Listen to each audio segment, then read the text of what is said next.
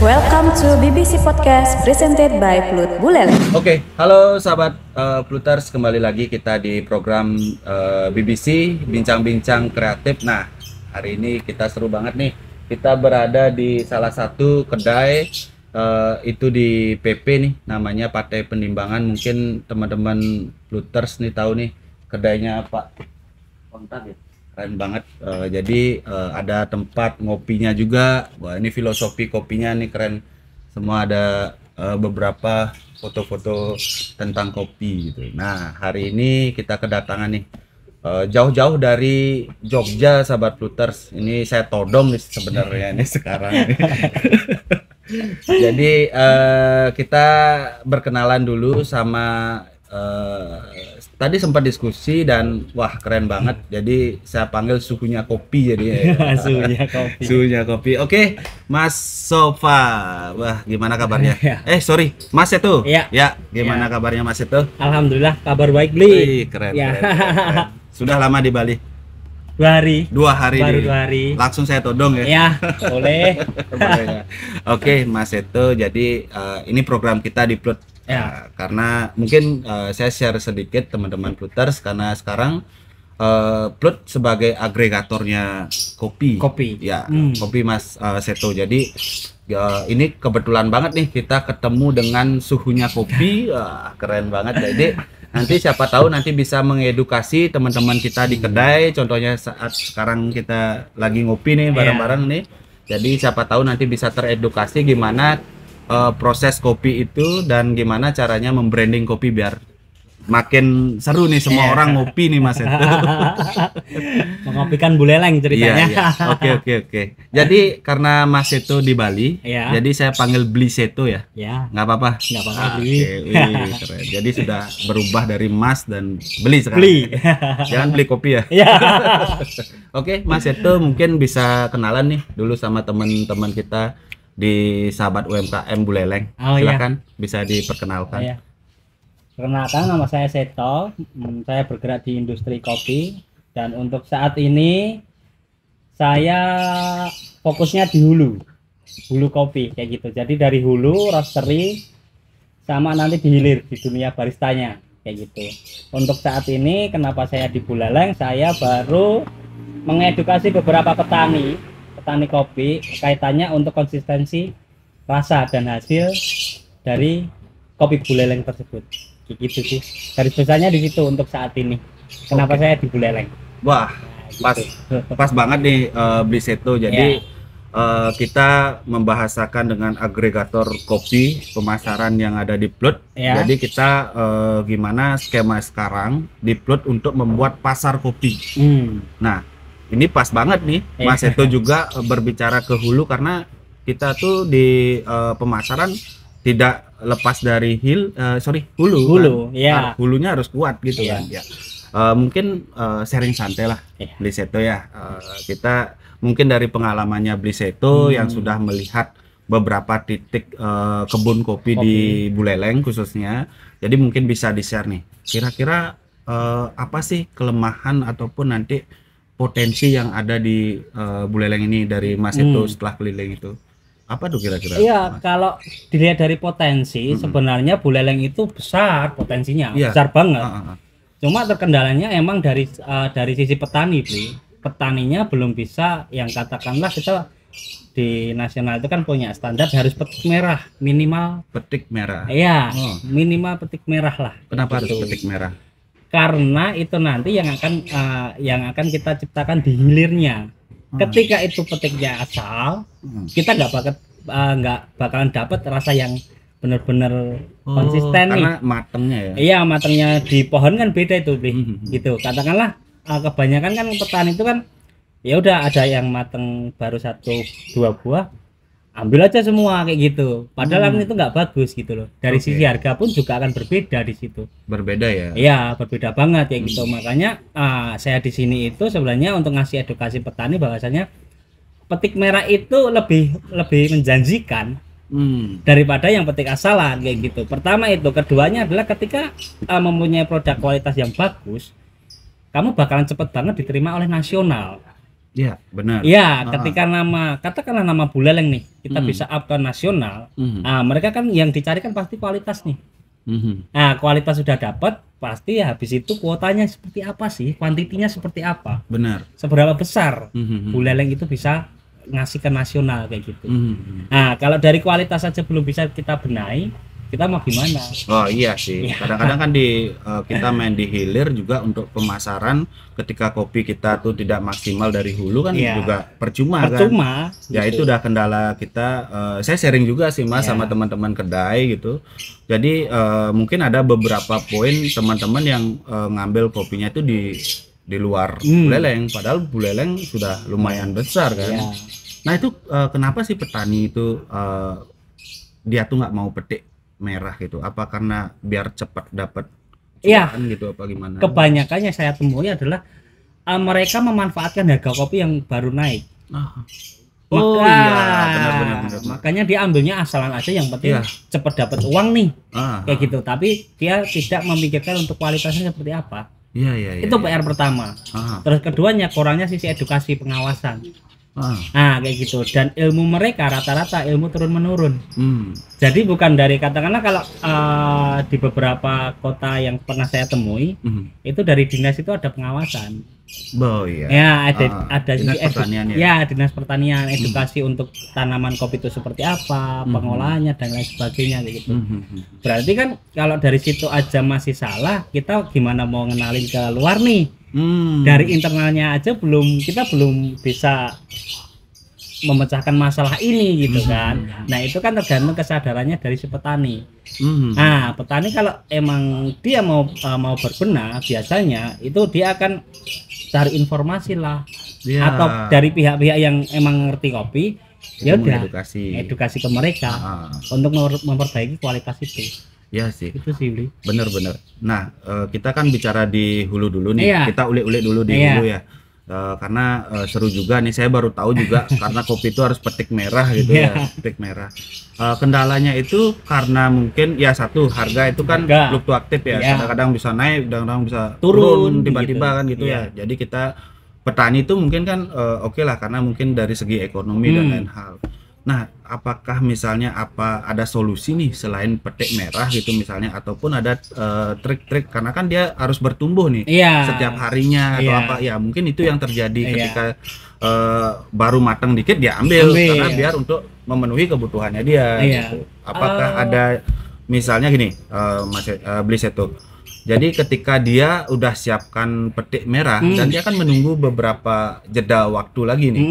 Nah, gimana solusinya biar dia tuh juga tidak terlalu beban gitu. Kan kita di hulu di hilir membutuhkan yang kualitas bagus. Nah, apakah ada trik atau gimana solusinya biar mereka juga dari jeda waktunya itu kan lumayan tuh. Jadi satu hari pun pengeluaran kan lumayan pasti. Ya itu udah. Gimana solusinya tuh? Biasanya yang saya temuin itu kayak gini, Bli. Gimana? Jadi kelompok tani itu katakanlah punya satu greenhouse nih ya, tempat penjemuran nih. Mereka biasanya itu sistemnya hampir kayak sistem koperasi. Jadi siapa yang masukin barang di situ ada namanya, otomatis dia akan keluar duluan dong. Sistemnya seperti itu yang saya temuin. Kayak gitu. Jadi nggak yang terus kita katakanlah satu nih barengan kita langsung jemur semua. Nggak seperti itu. Jadi ada stepnya itu tadi, Bli. Jadi ketika permintaan pasar itu ada, ini barang udah siap. Nah berikutnya kan kering tuh, keluar gantian terus. Gitu. Sistemnya seperti itu. Dan kebanyakan kalau yang saya lihat kemarin di Buleleng, sekitaran Buleleng ya Bli, itu masih pakai metode yang manual.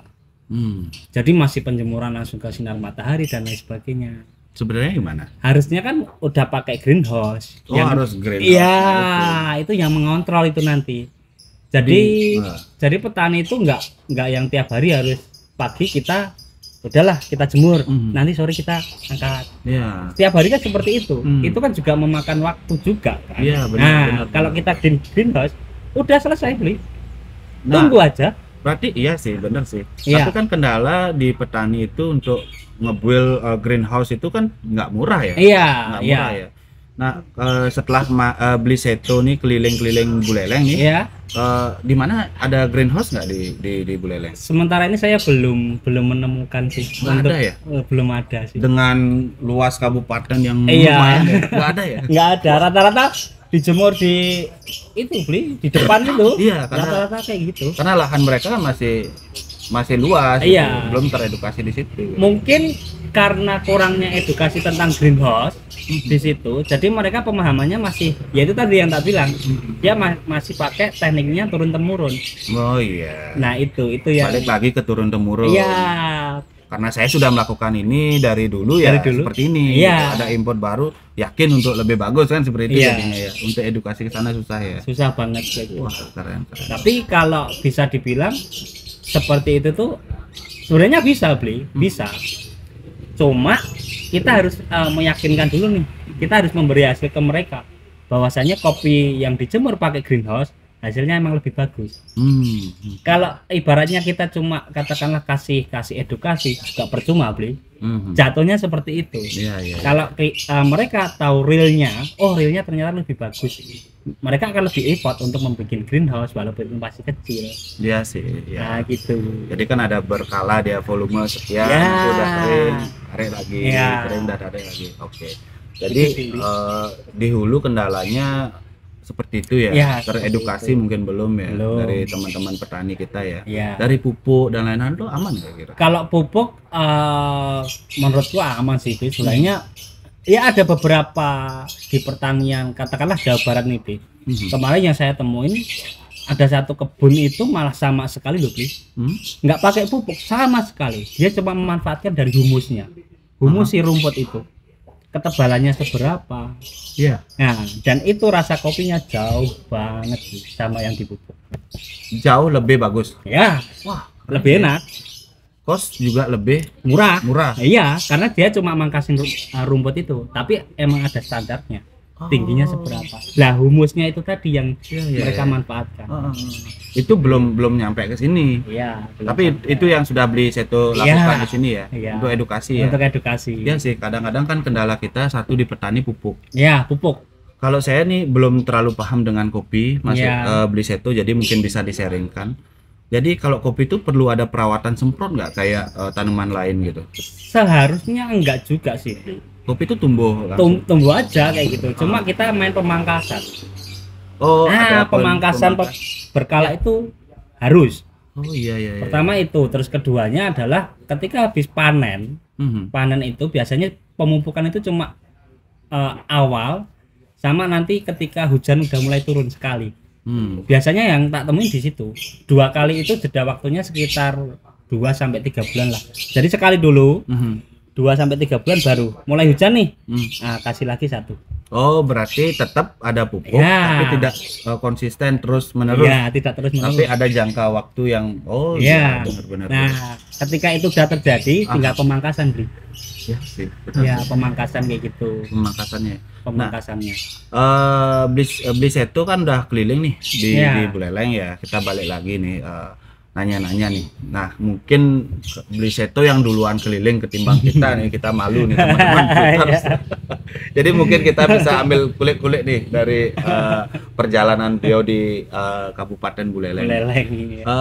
Kebanyakan kopi yang bagus di Kabupaten Buleleng itu di desa mana, Bu? Kalau yang robusta masih di area Pupuan sama Sepang ya.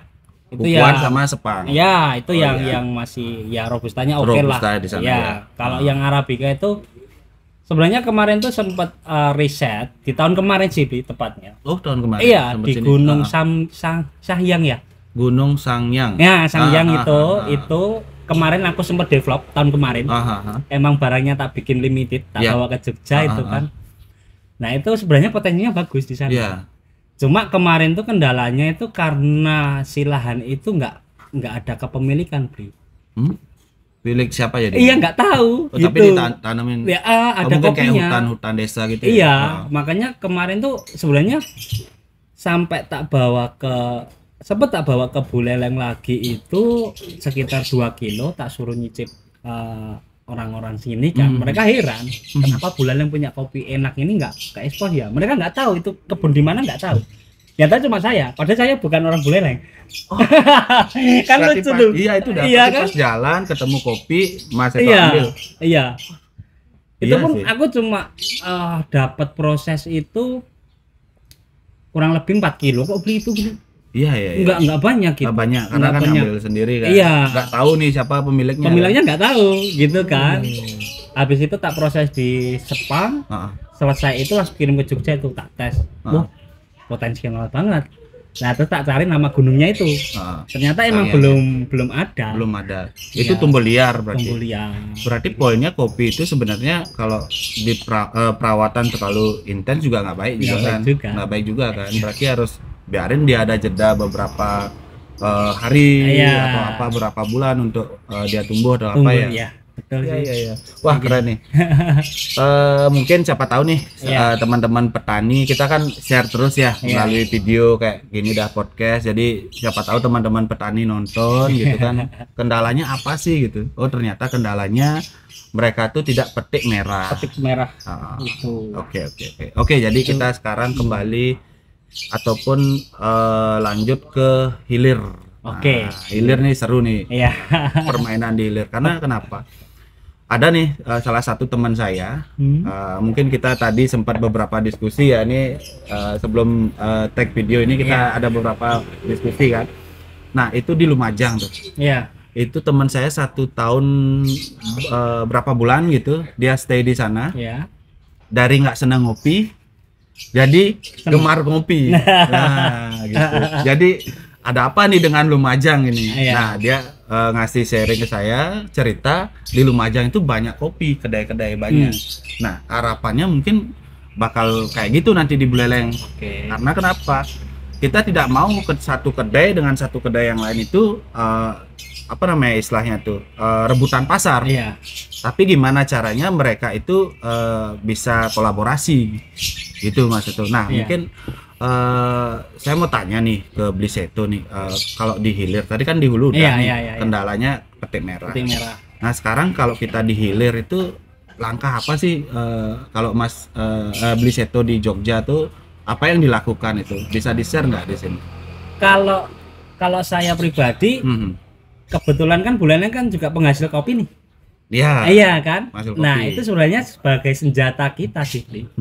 Karena nggak mungkin juga katakanlah ada orang Jakarta, orang Bandung katakanlah main ke Buleleng nyari kopinya kopi Toraja dan lain Nggak sebagainya. mungkin. Pasti kan kopi Nggak Buleleng mungkin dong. kopi Buleleng. Nah, ya itu yang tak maksud. Iya. Jadi culture kopi itu yang mempengaruhi nantinya. Aha. Kayak gitu. Iya. Makanya beberapa katakanlah penghasil kopi besar ya, Bi. Mereka kan punya culture kopi masing-masing nih. Identitas rasa itu kan pasti beda-beda semua. Beda. Nah, gimana caranya kita bisa membungkus itu semua? Pertanyaannya di situ. Iya kan? Dengan culture-nya Buleleng nih. Nah, kopinya gimana caranya? ya, itu kan. Lah di sini ada nggak, Bi? Contoh ngopi katakanlah kayak di Aceh itu kan ada Sanger tuh kopi tarik tuh. Iya. Ciri khasnya lah di Buleleng sendiri ada nggak kayak gitu nih? Kalau di Buleleng itu ada nih salah satu unik nih di desa Pedaul kalau nggak salah. Ya. Pedaul di Gewase. Kalau ngopi itu dia tuh harus ada kayak gula. Oh, gula merah. Gula merah itu. Ya. Jadi kopinya kopi pahit. Ya. Jadi kita gigit gulanya, Ya. terus kita seruput kopinya. Nah, itu ada tuh. Nah, terus gimana tuh? nah itu menjadi pembahasan yang menarik sebenarnya, Bu. Karena itu akan masuk ke sisi edukasi kopi. Ke edukasi kopi Ke larinya. customer, iya. Iya. oke. Itu sebagai identitas, Bi. Kalau bisa dengan industri kopi yang sekarang wah, terlalu modern ya, Bi ya. Benar. Nah, itu kan kopi latte lah, Nah. apa, lain hal. Kita ketinggalan nih, padahal kopi hitam lebih enak. Iya. Ya, Nah, yang saya maksud adalah budaya itu jangan sampai hilang. ya benar. Itu. Kadang saya ke kedai kopinya, masternya saya kan ya kayaknya ada latte deh. Iya. Saya pesan latte aja. Iya. Saya malu pesen kopi hitam gitu. Nah, itu. Atau americano saya malu. Iya. Gitu. Jadi ya udah deh latte gitu biar simple. Jadi setiap kedai itu tuh pasti latte dan lain hal. Jadi nggak ada natural kopinya gitu. Itu, Bli. Itu sebagai senjata, Bli. Ya. Jangan sampai lepas. Pertama itu, keduanya adalah sisi dari biji kopinya sendiri, beli. Ya. Di sini kan banyak kopi kan, kenapa harus cari yang lain? Ya. Pertanyaannya di situ. Kalau yang mendominasi dari luar Buleleng, mending nggak usah aja sih, beli. Justru dibalik, Buleleng yang harus lebih banyak nih varian. Iya. Contohnya satu kedai nih kita punya, katakanlah dari Managiri, terus dari Sepang, Papua, ada lagi Gesing, Mundo. Ya. Lah baru varian yang lain taruhlah 2 dari Toraja sama Aceh katakanlah. Nah itu masih oke sih, Bli. Tapi jangan sampai dibalik. Ada Toraja, ada Aceh, Papua, Flores. Yang Bali cuma 1 kan lucu. Ya benar sih.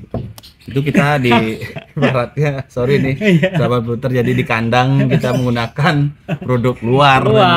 Gitu. Jadi kita gimana caranya untuk produk kita yang kita support lah, support. Iya. Oke, nah dari ada beberapa pertemuan nanti Beli Seto. Iya. Jadi pertemuannya itu dari petani kita ketemukan dengan gini kedai. Jadi poinnya di sana tuh kita bisa sharing, kolaborasi kayak gitu contohnya. Jadi dari petani itu bisa teredukasi dia. Iya. Teredukasi dalam artian ternyata market pasar kita seperti ini. Nah, mungkin dari tadi yang Beli Seto bilang itu bahwa kita harus petik merah. Iya. Kenapa harus petik merah? Ini loh pasar kita. Nah itu yang bakal kita sharingkan. Nah kayak gitu sih Mas, program yang nanti akan kita lakukan di Plut. Nah mungkin closing ya nih sahabat Pluter ya, kita sudah lumayan, wah keren banget diskusinya nih Beli Seto. Nah kita mungkin belum tahu nih, belum mengulik banget Beli Seto, mungkin kita bakal ulik sedikit, bukan kopinya tapi Beli Seto nih sedikit nih. Katanya udah keliling Indonesia ya? Iya, kalau keliling Indonesia ya dari 2016 udah mulai. Ya. Kaitannya di hulu sama development kedai sih. Oh iya. Gitu. Kemana aja nih Beli Seto? Dari Aceh sampai Sulawesi mungkin, Bli. Papua belum. Papua aja belum. Papua belum berani maksudnya. Sekarang saya mau tanya nih, kopi itu apa sih perbedaannya dari kopi Toraja atau kopi apa dan lain hal? Itu apa dari segi kita membranding, gimana cara menikmati, ataupun dari rasa? Dari rasa, Bli. Rasa beda ya kopi? Jauh. Rasa apa aja? Rasanya itu jadi gini, perbedaannya adalah dari Aceh sampai Sulawesi, kita katakanlah ya, Bli ya. Itu dari kadar acidity, sweetness, itu beda semua. Saya nggak tahu tuh. Iya, itu lebih dalam pelajarannya kayak gitu. Cuma terkadang kan orang selalu berpikiran bahwasanya kopi itu pahit. Iya kan? Ya, padahal enggak juga. Ada yang nggak pahit ya? Ada. Yang gimana itu? Kebanyakan malah yang nggak pahit. Jadi beberapa kopi specialty untuk grade spesial itu malah nggak pahit, malah justru pahitnya gimana caranya hilang. Gimana caranya hilang? Kan nggak gini ya, nggak dapat suasana ngopi pahit. Karena itu tadi kenapa fungsi petik merah itu berperan penting untuk pengolahan, pengurangan rasa pahit. Iya. Kalau misalnya americano itu yang nendang seperti itu gimana? Americano yang nendang itu di situ pasti nggak hanya rasa pahit, pasti kan ada asamnya. Iya benar. Ya itu poin yang itu yang membedakan apa? Cuma profiling roasting. Oh, di roastingnya. Iya, jadi kopi antara kopi manual brew sama espresso katakanlah itu beda profilnya, Bli. Oh iya ya, tadi saya sempat diskusi nih sama Beli Seto tentang profesinya dia. Saya hampir lupa ini. Nah, mungkin bisa dikenalin dikit nih dari Beli Seto kan punya usaha di Instagram. Siapa tahu dari sahabat Pluter yang nonton nih bisa kepoin, bisa DM kan di sana. Terbuka kan? Terbuka. Oke. Silakan. Beliau ini ternyata roastery. Jadi siapa tahu nanti ke depan kita bisa kolaborasi ya. Bisa. Karena teman-teman kedai nih yang masuk setelah saya ngobrol, dia memang butuh narasumber yang paham di bidang roastery. Jadi dia pingin belajar juga gitu. Siapa tahu nanti bisa di Beli Seto nih. Boleh. Oke, apa nih Beli Instagramnya? Namanya Kafla Coffee Roaster. Itu home base-nya di Yogyakarta. Kayak gitu sih. Oh, di Jogja ya? Di Jogja kayak gitu. Mungkin bisa dikepoin lah nanti di Instagramnya. Walaupun nanti launching masih di bulan depan sih perkiraan Beli. Gitu karena kan kaitannya kan di situ bukan hanya roster kita. Oke. Kita ada sisi edukasi, terutama kalau di sana itu lebih ke baristanya. Lebih ke baristanya. Kayak gitu. Jadi kalau yang di Jogja itu roster sama edukasi barista. Nah, yang di belakang layarnya adalah edukasi ke petaninya. Oh iya. Nah, itu saling menyambung. Benar. Itu karena kan saya kan pegang beberapa petani nih di seluruh Indonesia. Saya kan cuma menjadi penampung. Ya dari 2016 saya ngedukasi ke sana ke sini kan katakanlah. Nah, sekarang kan mereka berharap bahwasannya bisa jualin produknya dia. Makanya saya bikin Kafla itu. Oh, itu untuk target market yang lebih luas. Lebih luas lagi. Oh, siapa tahu nanti gitu. sahabat UMKM ya, sahabat UMKM yang bergerak di kopi nih. Iya. Jadi siapa tahu nanti bisa DM aja langsung ya, nggak apa-apa ya. Bilang bisa. aja mungkin beli saya nonton podcast di Plut gitu mungkin ya, Plut Buleleng. Nah, mungkin itu dapat privilege yang lebih intens nanti ya bisa sih bisa direspon pas respon jadinya gitu. Oke, mungkin kita diskusinya nggak terlalu panjang. Beli sofa jadi beli seto. Jadi mungkin ada closing statement nih dari pembahasan kita nih untuk ataupun bekal nih untuk sahabat UMKM yang bergerak di hilir ataupun bergeraknya di hulu gitu. Mungkin ada pesan nggak gitu? Pesannya ini sih Bli, kalau untuk yang hulu ya, hulu dulu ya. Hulu. Itu perbaiki pasca panen. Perbaiki pasca panen, terutama di petik merah. Dan kalau untuk yang di hilir, perbanyak produk dari Buleleng sendiri. Perbanyak produk dari Buleleng. Biar cepet naiknya. Pesan saya cuma itu sih. Ya benar-benar. Gitu. Jadi mungkin sahabat Pluter tadi udah dikasih beberapa closing statement. Jadi kita harus membanggakan produk dari Buleleng gitu. Buleleng sendiri. Nah, itu yang akan membuat value dari kedai itu bakal naik gitu, bakal naik. Dan juga petani yang harganya mungkin karena influensi naik turun ya kayak seperti itu. Jadi petani itu tidak khawatir lagi karena sudah serapannya sudah aman dari kedai-kedai yang menjamur. Nah, contohnya kayak tadi di Lumajang itu setiap belokan katanya ada kopi. Nah, siapa tahu nanti di Kabupaten Buleleng juga nanti seperti itu gitu harapannya. Oke. Mungkin sekian dari saya. Mungkin saya undur diri. Mungkin tadi ada salah sedikit mungkin diskusinya ataupun terlalu kebablasan mungkin. Tapi semoga teredukasi lah untuk sahabat-sahabat Pluter yang dimanapun berada saat ini. Jadi mungkin saya Madesika Dwi Partama, konsultan di bidang SDM, izin pamit beserta Bli Seto ya. Oke, sahabat Pluter, sampai ketemu di next diskusi dengan narasumber yang interaktif. Terima kasih.